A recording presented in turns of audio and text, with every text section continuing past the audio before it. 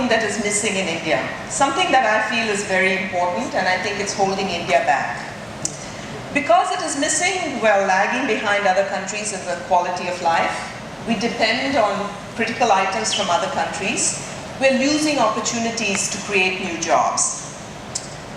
So what is it that is missing? What is missing is an ecosystem for innovation in India. During the course of this talk, I will tell you why I think it's missing and what we should do about it. The true wealth and well-being of any society is its ability to innovate. But innovation does not happen in isolation. It needs a platform, it needs a support system, an enabling environment to create and be sustainable. Here we are, one of the fastest growing economies in the world, with 1.2 billion people. That's a lot of human capital. And yet, we are missing an essential platform for progress. Why is it so elusive? What is it that's really missing? What is it that fosters innovation, and why doesn't India have those qualities? Let's find out. Join me as we examine the situation. Before I continue, I want to make sure that we get on the same page with respect to what is innovation. There's some confusion between invention and innovation, but there are also some very subtle and important differences between the two. So let me illustrate that quickly.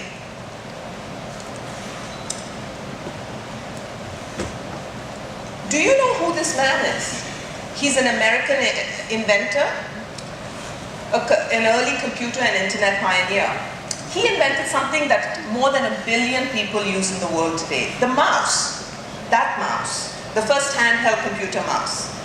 But it took this man to take this invention and turn it into a usable product innovation, which has since evolved into one of the first, most advanced of its kind, the full touch mouse.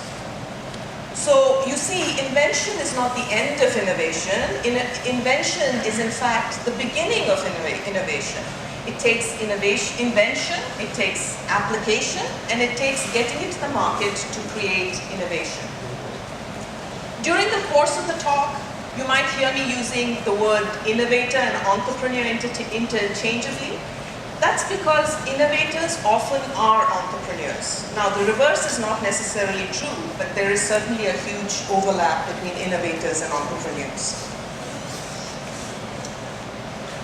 Here are some of India's amazing innovations over the years.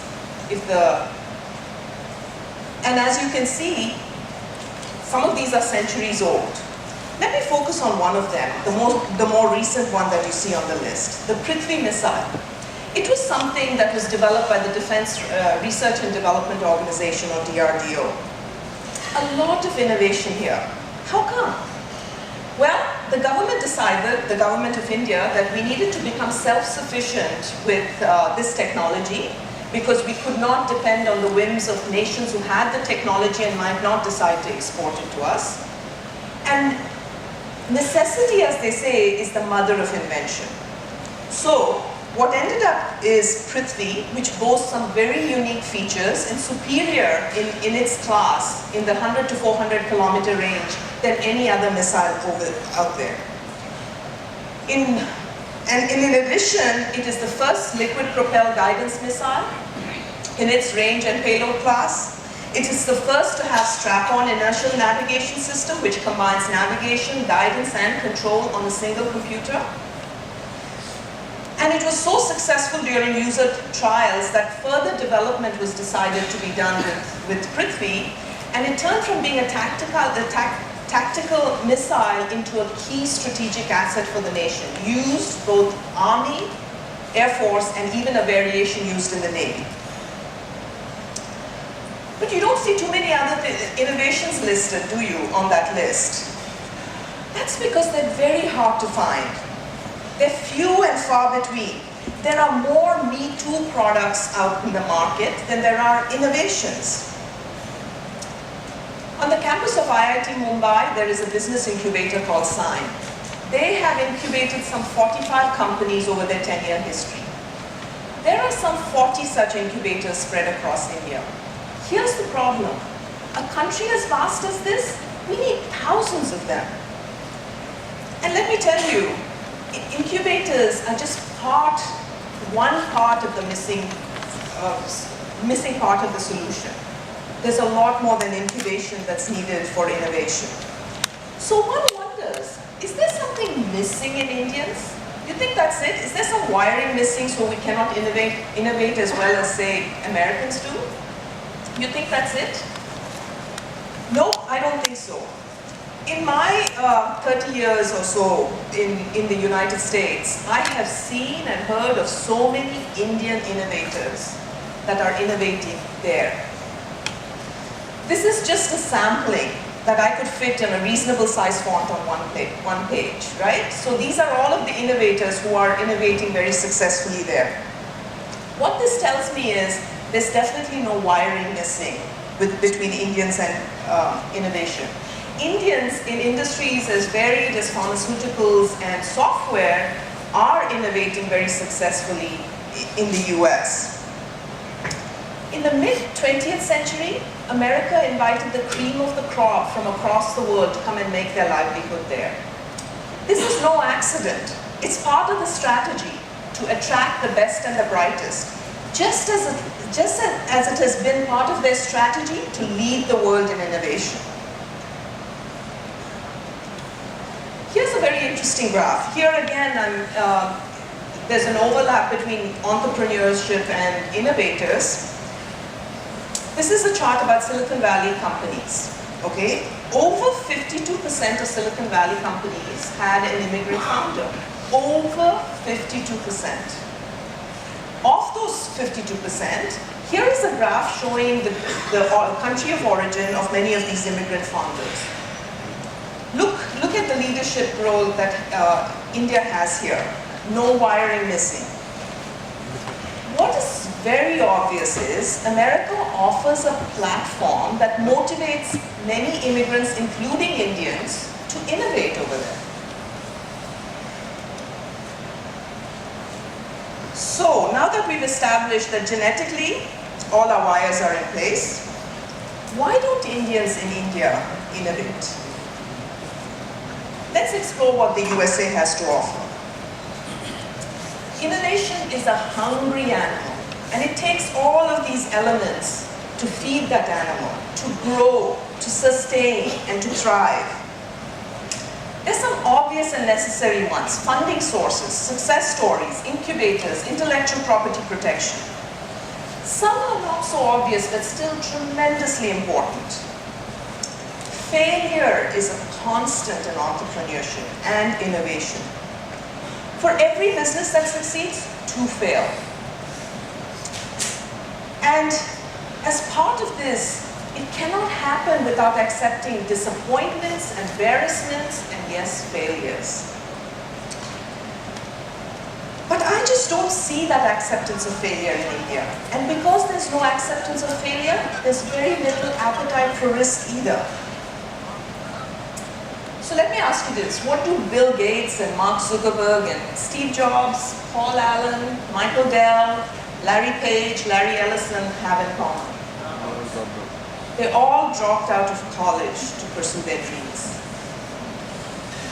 How many dare do that here?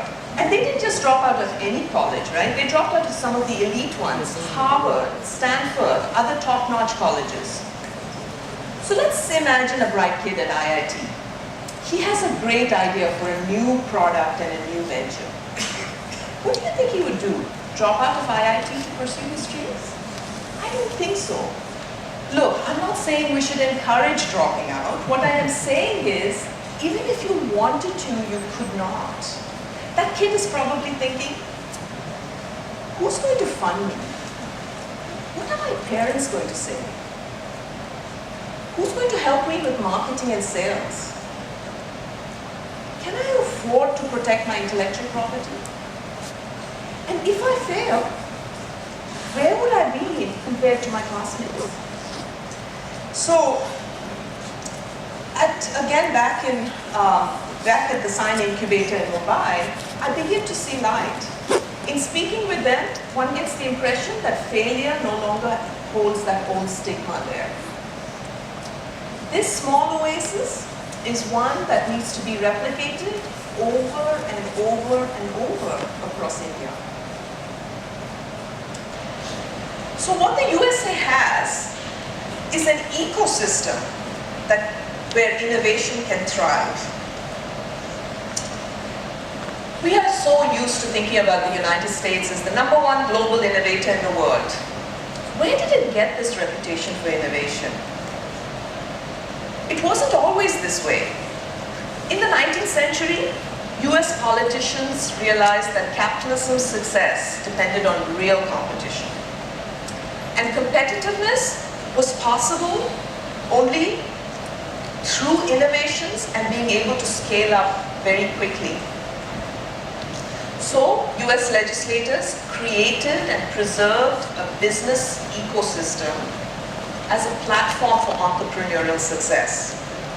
Even as early as in the 1850s, US courts were protecting patents of inventors so that they could become entrepreneurs and go ahead and commercially exploit their inventions in that business ecosystem. Where is the ecosystem to support innovation in this vast country? Today, innovators in India, and I love to hear about them and all of the examples of them, they are few and far between. They're like this flower trying to survive despite the environment. They are truly the brave ones because they're swimming against the tide. Why was Prithvi so innovative and successful? I'll tell you why. It was a rare example of a highly specific ecosystem that was created by the Defense Department. They took the prudent risk for this long-term R&D product, and look what came out of it. Wonderful innovations. Why should innovators have to fight an uphill battle? Like this flower. Why can't they have an environment to thrive? And how can things change?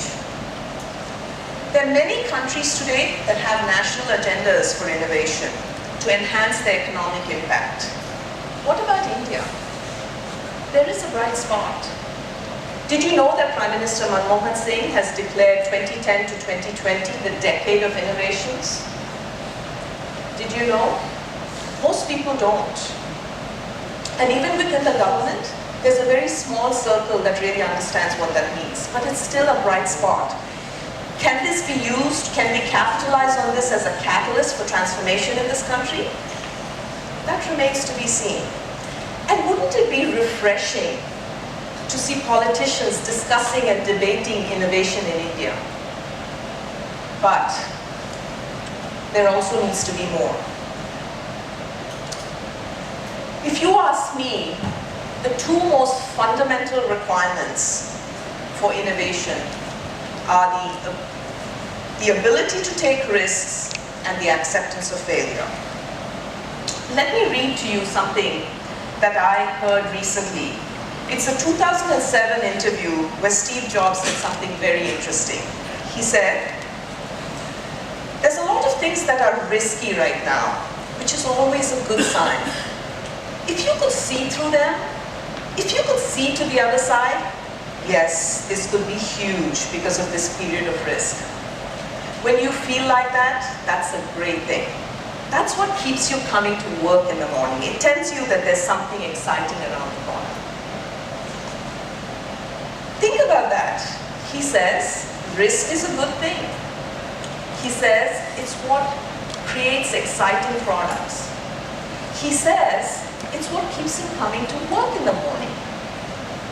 When do we begin to think like that in India? And does our culture accept this? On face value, I would say yes. I've already heard some speakers today who would say no, by the way. My observations have told a different story. It appears that we Indians worry about what society thinks too much. Why else this clamor for medical and engineering degrees that ensure prestige? A job, even a boring job at a multinational corporation, is so much more desirable than an interesting but less prestigious vocation. A bridegroom with an MBA will be more sought after than a highly creative entrepreneur who might just be starting out. There are several talented people, passionate about their dreams but struggling as entrepreneurs. Family pressures are intense. All the family wants to know is, when are you going to get a real job? So, they end up joining the family business, bored to death, a satisfying family. Or they get a financially secure corporate job that doesn't challenge their creativity. Or they simply leave India to go pursue their dreams in a country that offers them that ecosystem. And if they do, they likely benefit. But does India? Look, I'm not saying that there's a rule that India has to have innovation. This is a large country, a vast population to serve. It can be a land of opportunity just by serving the needs of 1.2 billion people. But very strong evidence suggests that it is innovation that powers prosperity, competitiveness, job creation. The full potential of a nation will not be realized without innovation. India is having teething problems and needs to just build all of the things that are needed for that ecosystem. That ecosystem will create millions of new jobs and can be a long-standing platform for this society's wealth and well-being. We need to learn to innovate and succeed, which, by the way, includes failing. What innovations they are, we need to celebrate them loudly. And it's not just about what is that innovation, it's about how did it happen to be, so that people begin to think, if they can do it, why not I? The bright spot is that people of influence are beginning to talk and think about innovation in India.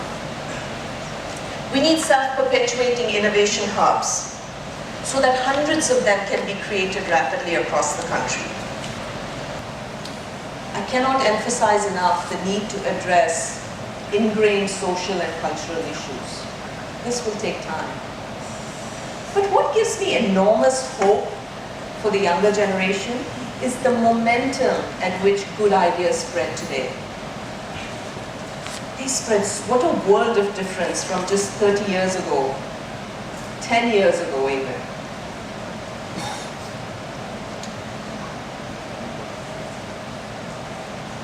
When will they have the ecosystem for innovation? Imagine, just imagine an innovating India. What would it look like? Wouldn't you want to be a part of it? I sure would.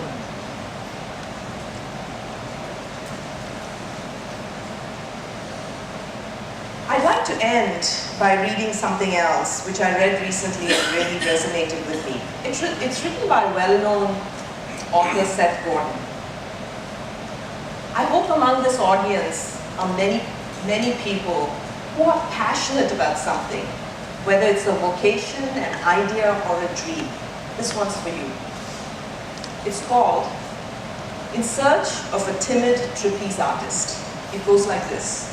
Seth Godin writes, "Good luck with that. There aren't any timid trapeze artists. If you hesitate when leaping from one rope to another, you're not going to last very long." And this is at the heart of what makes innovation work in organizations, why industries die, and how painful it is to try to maintain the status quo while also participating in a revolution. So, gather up as much speed as you can, find a path, and let go. You can't get to the next rope if you're still holding on to this one.